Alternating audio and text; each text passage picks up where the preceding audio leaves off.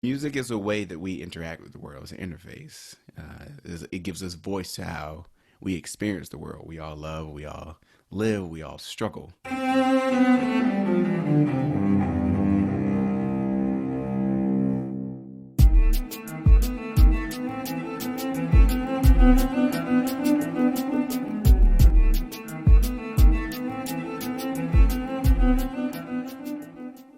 Welcome to Arts Engines. I am your host, Aaron Dworkin. And with us as today's guest, we have Ian Saunders, who you can, as with all of our guests, read all of his bio online. But he's a sought-after bassist, a phenomenal musician, performed with the Cincinnati Symphony, Chautauqua, the Sphinx Symphony, many others. Is faculty at Penn State, my old stomping grounds, where I was concertmaster of the Penn State Philharmonic. I'm not sure if you knew that, Ian. I And did is not also know. Associate Dean of Students at Eastern Music Festival. So welcome to the show, Ian. Thank you. Thank you for having me.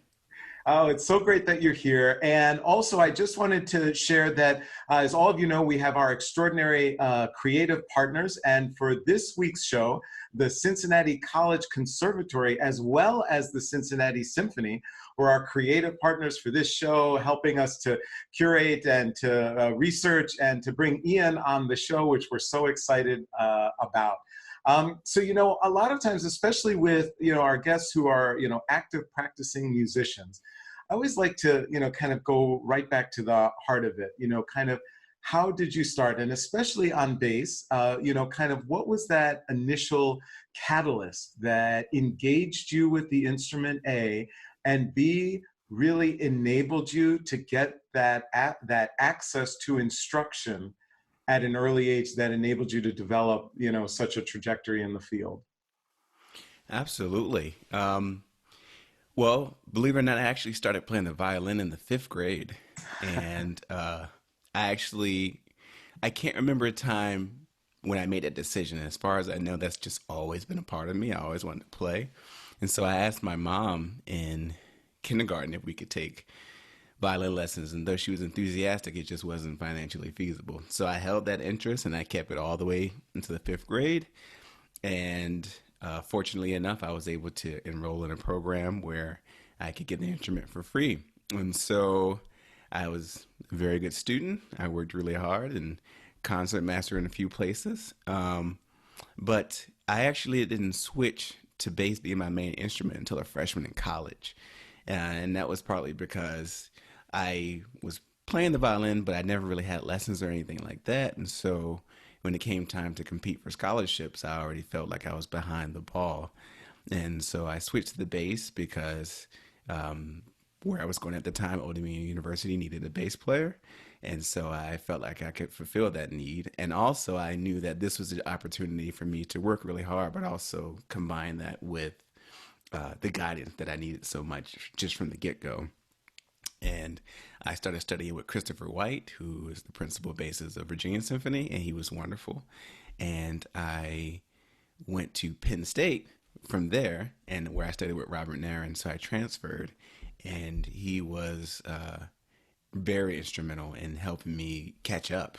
As a matter of fact, he took a great interest in me and my career. So not only did we have the hour lesson that you typically have every week, we would finish the lesson and he would say, well, come on by the house and let's keep working. Or we would have, multiple lessons or something like that. Just because he knew I had the drive, he knew I really wanted to work. I just needed the guidance. And I was fortunate enough to sort of continue that. So when I went to University of Maryland for my doctorate, I worked with Robert Oppelt, and he was the same way. He was the exact same way. He knew I really wanted to work hard, and he was honest because he asked, like, well, what do you want to do? And I was like, I want to take auditions. He was like, okay, all right, well, you still got to do a lot of work. So I did a lot of work, but I still had a long way to go. And same thing. He would just really work with me very diligently. So I was very thankful to those two. And as luck would have it, I got lucky again when I came to Cincinnati, working with Owen Lee, principal of Cincinnati.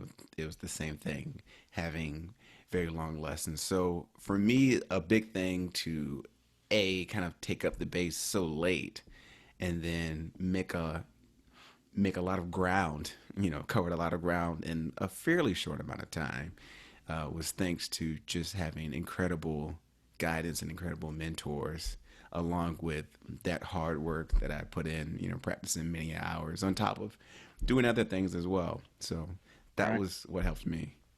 No, it's amazing because time after time, it seems I see these examples of where, the role that a dedicated teacher can play Oh, in, yes. in our lives is so extraordinary. And that extra time for the lessons and my sense is in hearing you recount that story too, that belief in you that, hey, look, here's where I Yeah. want to go. But kind of this honest feedback of, look, you're not there yet. You're not going to be, Right. winning an audition right now, but we can get you there. And so both the belief in you and as well as the structured rigor of bringing extra time and being committed to being able to provide that training and teaching, right? It's Absolutely. that's Absolutely. amazing. It's so wonderful to be able to hear that. And one of the hopes and what we cover on the show is that we have a lot of our audience who are teachers and educators out there. And it's one of the things that I always say is that sometimes as teachers we don't realize that extraordinary impact that we can have on students. If you go through years and years of teaching, oftentimes sometimes it's too easy to fall into a kind of cycle and to Hmm. not realize this regular impact that we can have on so many young people. So Oh, it's it's crucial. wonderful to hear that. So kind of continuing along that vein, you then had the opportunity to win the Diversity Fellows Program. So Hmm. can you kind of share what that is about? And one of the interesting things I know is the program is actually funded by the Mellon, in part by the Mellon Foundation, Hmm. for which actually Elizabeth Alexander, their president, was on one of our past shows, which we're very excited about. So they're obviously, as an institution, so committed obviously to the things that are happening in our arts ecosystem. But let us know, because a number of our audience members may not be aware of what the Diversity Fellows program is. Yeah. The great part about that, kind of starting at the beginning, I remember on the same day, I got an email from Bob Appelt, who I was just telling you about, and Robert Nairn, and they both said, "Hey, there's this program that I think you should audition for." So they were both, aware of the program. They had sent them my way, and I was just, touched that I kind of got this email on the same day from both of them. Because even after I was with them, they were still thinking about me, still thinking about like, okay, what can we do?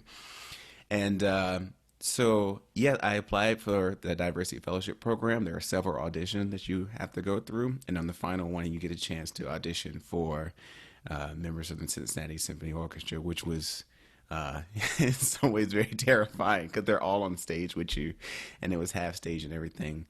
But it's an incredible program. So, what happens is you get a chance to play with the Cincinnati Symphony Orchestra and some of their subscription concerts. You also have professional development. So with professional development, they bring in certain people that you get to work with, like Roberto Diaz, Joseph Conyers, Vijay Gupta, and you get to have master classes and seminars with them, which is absolutely wonderful. And also, in addition to that, at the same time, you can go to CCM, which is great, and then you can either apply for artist diploma or you can get a master's as well. So you can do that, and that's something that's free of charge. So you can get that as well. So it's absolutely incredible, and so you're kind of like balancing this quality between these two organizations. Because when you're not working with Cincinnati Symphony Orchestra, you get a chance to play in some of the great ensembles with CCM, and then on top of that, you get a lot of audition prep and a lot of audition help. So we have to do a number of mock auditions throughout the year. In addition to that, when we take auditions, we get support with that as well. And then also, you're also learning from your colleagues.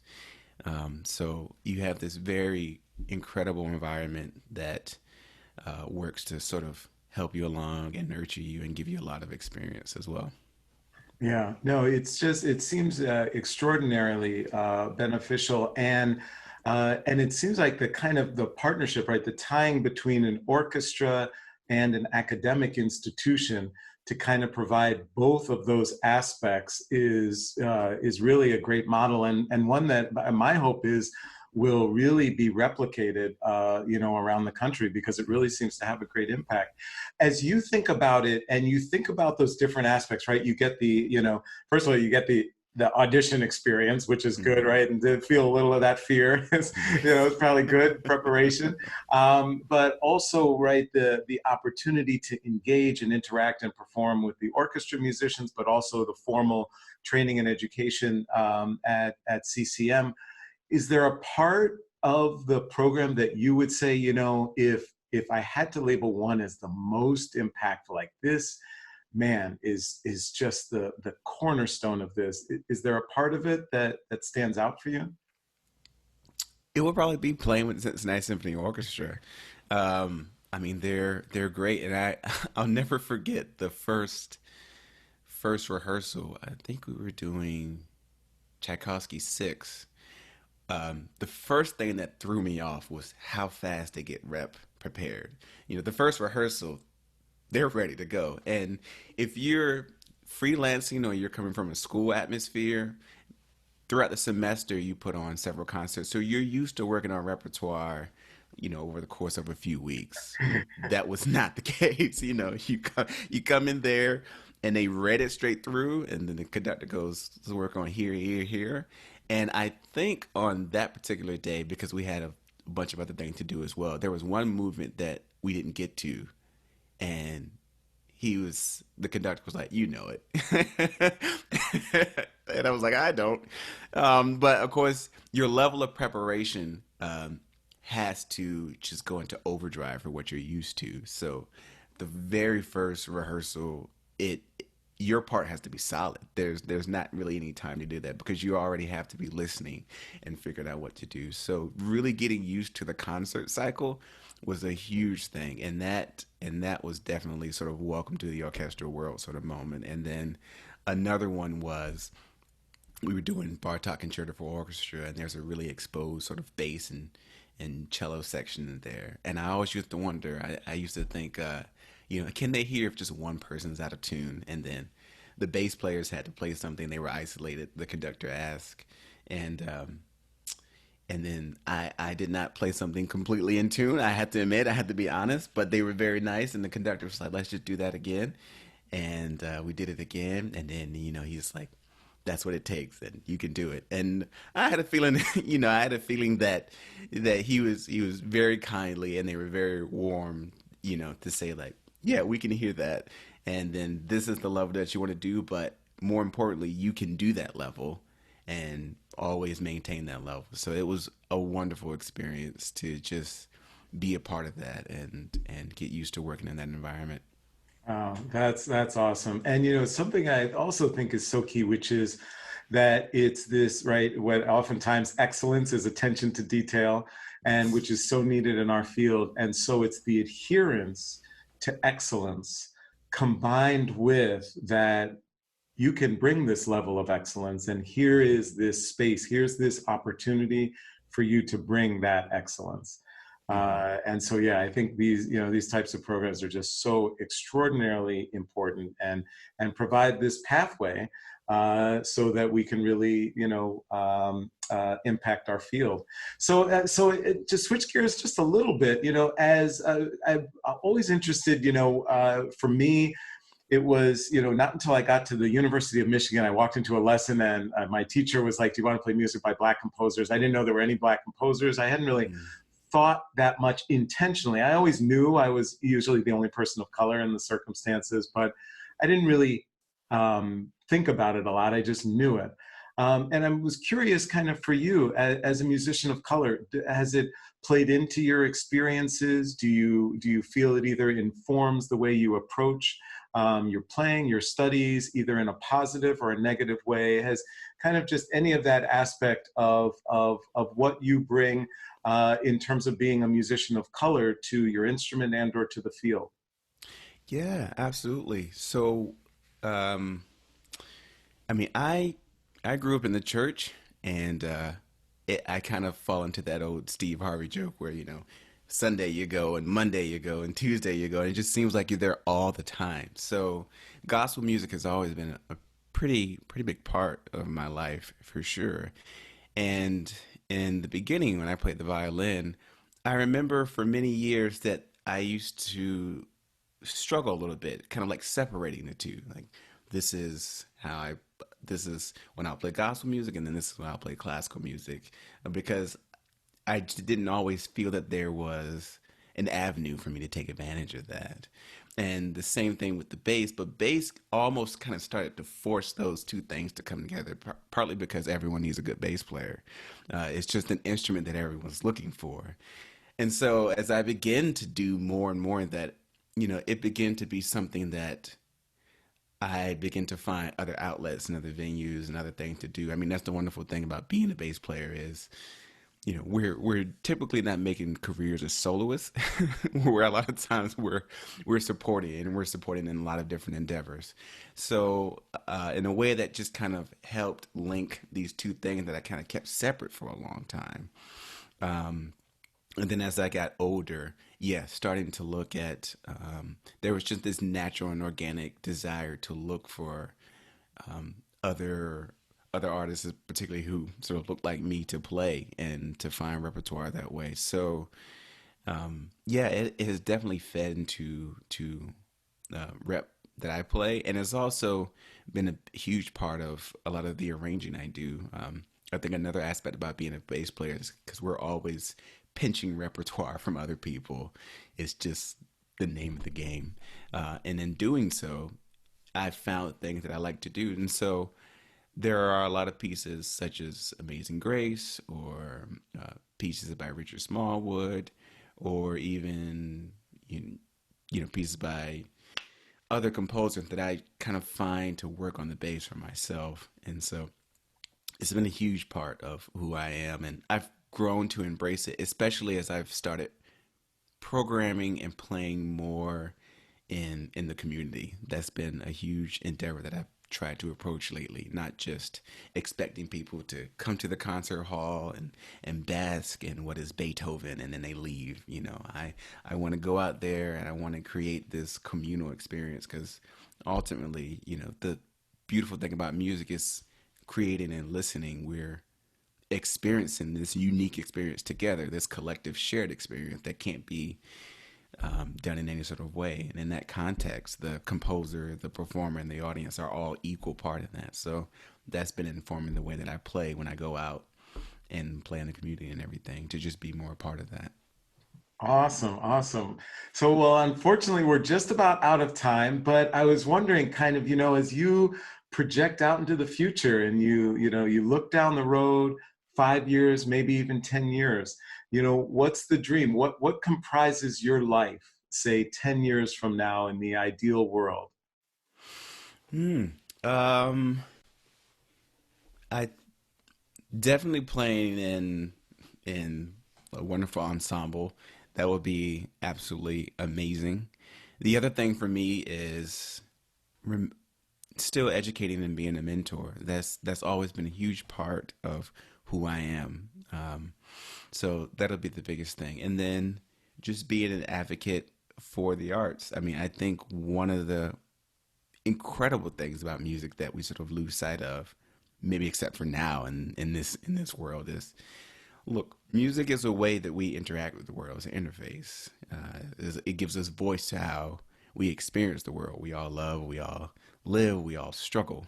Maybe in recent months we've done more of one than the other, but it gives voice to that. And I think it's important that as a performer, what I want to do from now to 10 years is whatever I do is to make sure that everyone has access to that tremendous potential of music, to always enjoy it that way, to always get a chance to speak, to always get a chance to hear all these different perspectives. And so, yeah, that's sort of the dream, to perform, to do it at a high level, but more than anything else, to make sure that everyone has that opportunity to listen and create and enjoy the power of music. Oh, Ian Saunders, you truly are one of the great arts engines that is powering human creativity in our field. Thank you so much for joining us on the show. Thank you. Thank you.